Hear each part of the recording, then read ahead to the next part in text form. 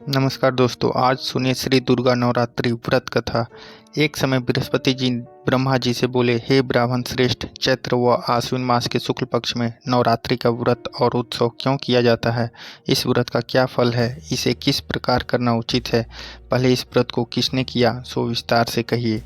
बृहस्पति जी का ऐसा प्रश्न सुन ब्रह्मा जी ने कहा, हे बृहस्पति, प्राणियों के हित की इच्छा से तुमने बहुत अच्छा प्रश्न किया है।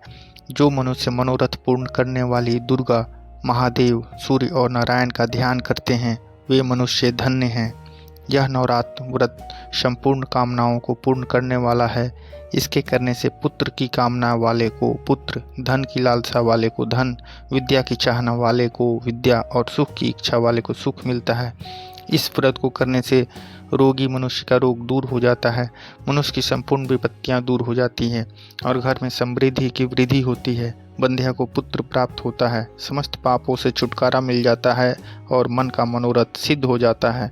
जो मनुष्य इस नवरात्र व्रत को नहीं करता, वह अनेक दुखों को भोगता है और कष्ट व रोग से पीड़ित हो अंगहीनता को प्राप्त होता है। उसके संतान नहीं होती और वह धन धान से रहित हो भूख और प्यास से व्याकुल घूमता फिरता है तथा संज्ञाहीन हो जाता है। जो सधवा स्त्री इस व्रत को नहीं करती, वह पति सुख से वंचित हो नाना दुखों को भोगती है। यदि व्रत करने वाला मनुष्य सारे दिन का उपवास न कर सके तो एक समय भोजन करे और 10 दिन बांधवों सहित नवरात्र व्रत की कथा का श्रवण करे। हे बृहस्पति, जिसने पहले इस महाव्रत को किया है, वह कथा मैं तुम्हें सुनाता हूँ, तुम सावधान होकर सुनो। इस प्रकार ब्रह्मा जी का वचन सुनकर बृहस्पति जी बोले, हे ब्राह्मण, मनुष्यों का कल्याण करने वाले इस व्रत के इतिहास को मेरे लिए कहो। मैं सावधान होकर सुन रहा हूँ। आपकी शरण में आए हुए मुझ पर कृपा करो। ब्रह्मा जी बोले, प्राचीन काल में मनोहर नगर में पीठत नाम का एक अनाथ ब्राह्मण रहता था। वह भगवती दुर्गा का भक्त था। उसके संपूर्ण सद्गुणों से युक्त सुमति नाम की एक अत्यंत सुंदरी कन्या उत्पन्न हुई। वह कन्या सुमति अपने पिता के घर बाल्यकाल में अपनी सहेलियों के साथ क्रीड़ा करती हुई इस प्रकार बढ़ने लगी जैसे शुक्ल पक्ष में चंद्रमा की कला बढ़ती है। उसके पिता प्रतिदिन जब दुर्गा की पूजा करके हवन किया करता, वह उस समय नियम से वहां उपस्थित रहती।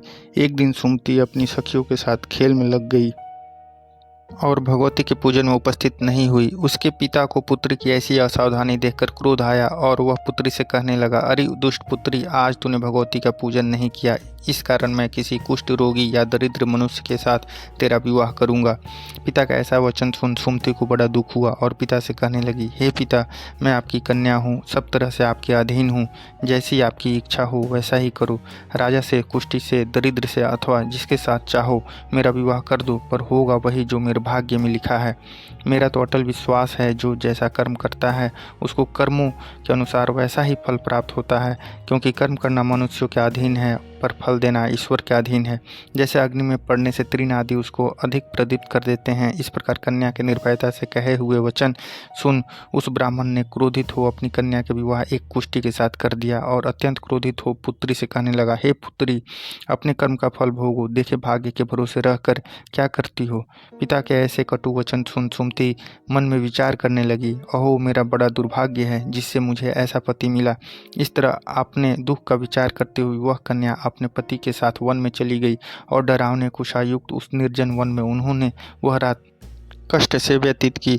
उस गरीब बालिका की ऐसी दशा देख देवी भगवती ने पूर्व पुण्य के प्रभाव से प्रकट हो सुमति से कहा, हे दीन ब्राह्मणी, मैं तुझसे प्रसन्न हूँ, तुम जो चाहो सो वरदान मांग सकती हो। भगवती दुर्गा का यह वचन सुन ब्राह्मणी ने कहा, आप कौन हैं, वह सब मुझसे कहो।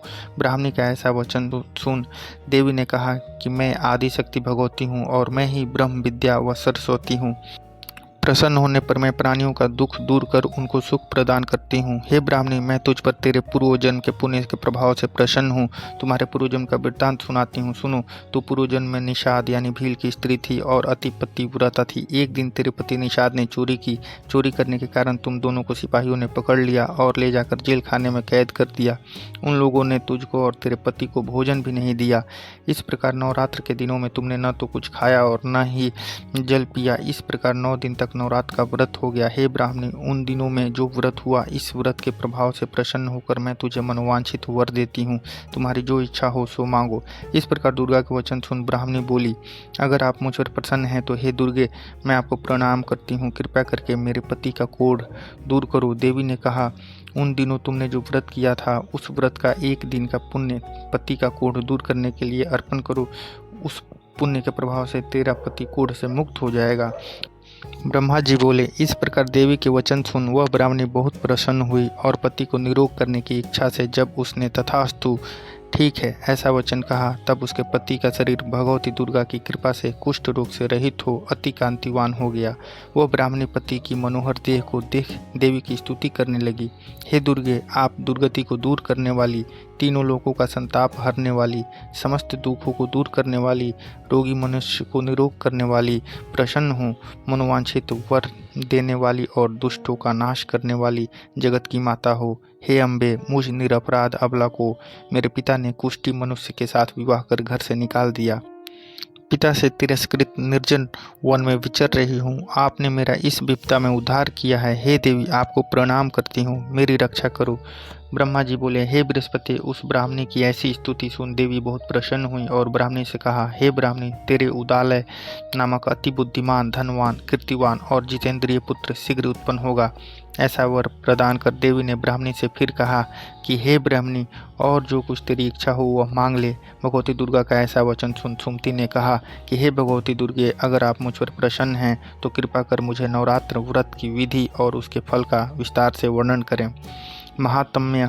इस प्रकार ब्राह्मणी के वचन सुन दुर्गा ने कहा, हे ब्राह्मणी, मैं तुम्हें संपूर्ण पापों को दूर करने वाले नवरात्र व्रत की विधि बतलाती हूँ, जिसको सुनने से मोक्ष की प्राप्ति होती है। आश्विन मास के शुक्ल पक्ष की प्रतिपदा से लेकर 9 दिनों तक विधि पूर्वक व्रत करें। यदि दिन भर का व्रत न कर सके तो एक समय भोजन करें। विद्वान ब्राह्मणों से पूछकर घट स्थापन करें और वाटिका बनाकर उसको प्रतिदिन जल से सींचें। महाकाली, महालक्ष्मी और महासरस्वती देवी की मूर्तियां स्थापित कर उसकी नित्य विधि सहित पूजा करें और पुष्पों से विधि पूर्वक अर्घ्य दें।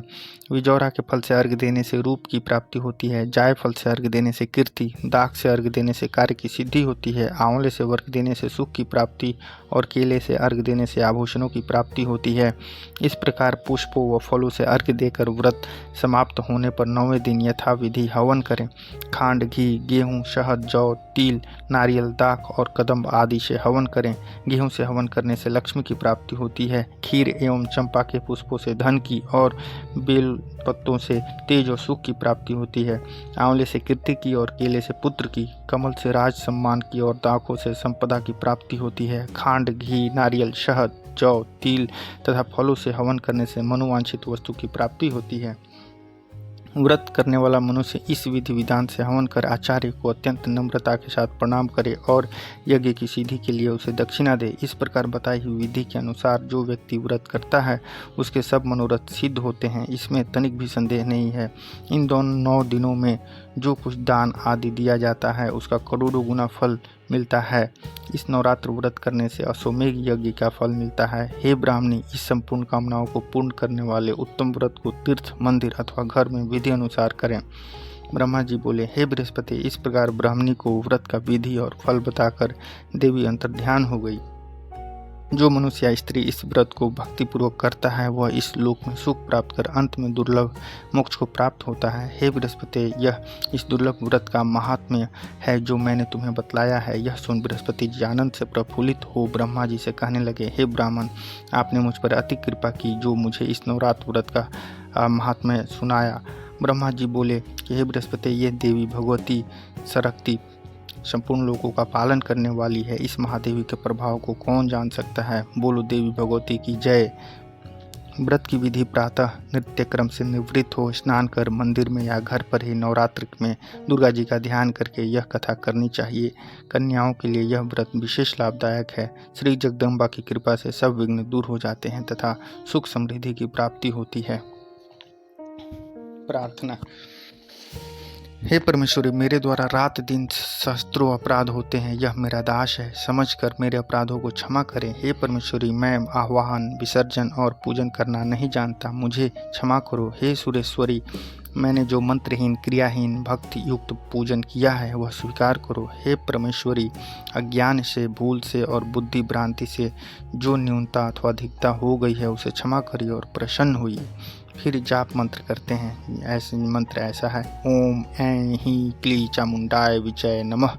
मनोकामना सिद्धि के लिए इस मंत्र को 108 बार या सुविधानुसार जाप करें। तो दोस्तों, ये थी आज की कहानी। चैनल को सब्सक्राइब करें और वीडियो पसंद आए तो शेयर करें। धन्यवाद।